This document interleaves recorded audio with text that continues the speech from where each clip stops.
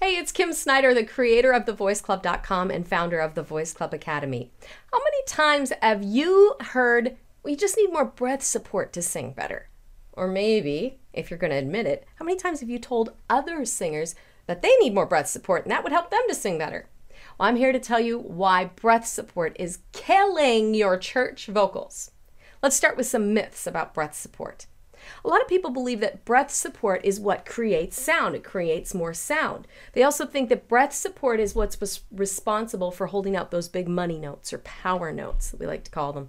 Also, they think that squeezing your butt or putting your shoulders back and taking a big belly breath is going to help us to do both. Well, I did call them myths for a reason, and I'll tell you why. We have to look at how sound is made, and then you're going to see that those are not necessarily true. How is sound made? Well, air comes from the lung and the diaphragms. Everyone will tell you to fill up your diaphragm with air to get more breath support. Well, the diaphragm is filled with air. It's a pancake, right? The lungs fill with air. It's true. But the air comes up and goes through the airway. If that were all there was, you'd get which is not sound, because sound is made by the resistance or the adduction, if you want to get technical, of the vocal cords. That means vocal cords are closing the gate to resist the airflow that's coming up from the lungs and the diaphragm, and that's what creates sound. If you have more support, you get more sound, right?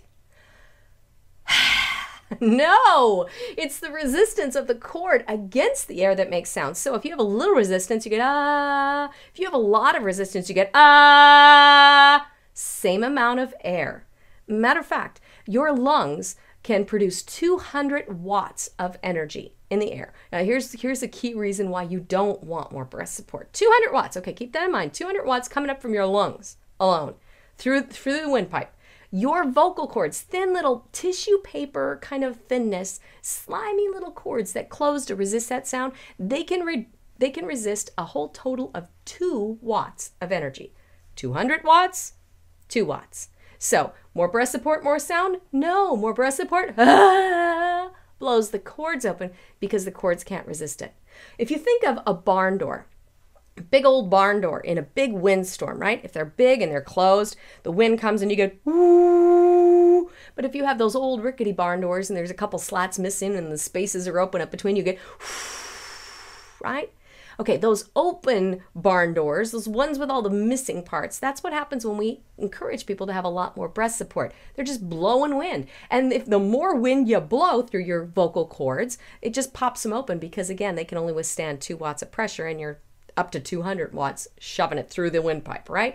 But if we can close the doors, build big, strong barn doors, and we do that by building the muscle that closes the vocal cord, that resists the air, when we do that, we get ah. Another way to think about it is a balloon. If you take a balloon and you blow air into it, and then you just let it go, it goes, right? And that was dignified.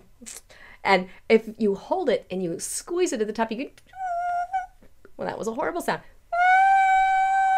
It'll go forever and ever and ever and ever. You can have the same amount of air in that balloon, but when you squeeze it really tight, it lasts at least twice as long.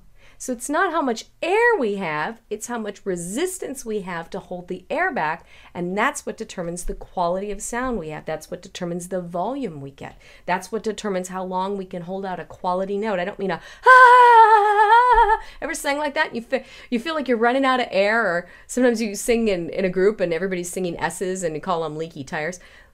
Praise, because everybody's S'ing at the different time and they're running out of air at the same time. So it's right? That's because cords aren't closed. So how do we get more sound? Well, I kind of just gave you the answer. More resistance, right? Stronger coordinations in the muscles that close the vocal cords. The vocal cords are just thin little tissues. It's the muscles behind those cords, just like muscles in any other part of your body, that have to squeeze and push those vocal cords together as they zip up and zip down because they're open. They go, ah. They zip up and zip down. The muscles make that happen, not the cords. The muscles make that happen. So the more muscle coordination we have behind the vocal cords, the more we control how much we squeeze that little balloon at the top, how long that air can go.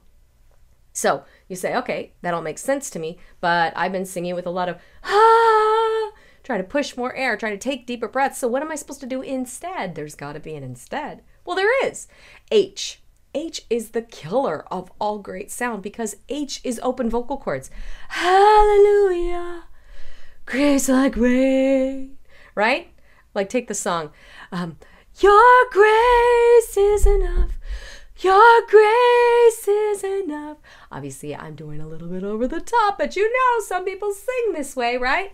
The H in there is actually opening up the chords. It happens in church a lot of times. We say we want to blend, so make it really airy. Well, when you make it airy, you open the chords, and then all the air comes out, and you don't have sound because there's no resistance. So how do we take your grace is and not run out of breath and have better quality sound and be able to press into that to make more power and more volume? Well, we have to close those vocal cords. We do that by going which is a vocal fry. Is vocal fry, which is also the sound of the chords connecting as slowly as we can make them. So if we can take that and put it into a song, we know that the chords are closing because is the sound of the chords closing. So if we were to do that in a song, we could do your grace is enough. We can grab on the your and the is. Your grace, actually the G2, is enough.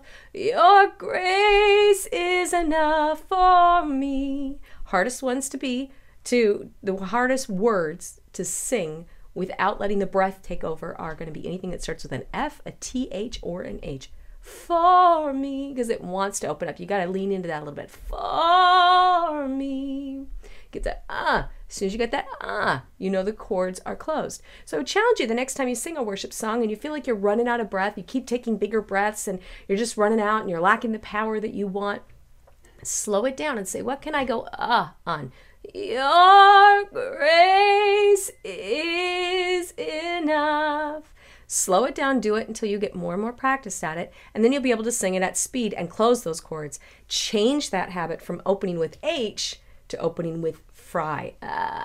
So next time you're tempted to power through with air, go for the Your voice is going to get stronger. You're going to notice that you make better sound. You can really press into the dynamics of the song when you want to, and you'll be like, oh, dang, I didn't even know I could do that, right? And also, your breath is going to last much longer. So when you hold out that note and that guitar is still going, you can go trust me, you can go longer than that guitar. And he doesn't even need to take a breath to keep going. You know, the trash can, the big worship song, you'd be just like holding that song out like I could go for days and days and days. It's not because you had more breath. It's because you resisted the airflow so that you could make it last longer. And remember, the only thing better than singing a really great worship song is being able to sing it authentically and not worrying about your voice, to sing it with great power. The same kind of enthusiasm that you feel in your soul you want to come out of your voice. And that's what you can do when you learn to resist the air and not go with breath control.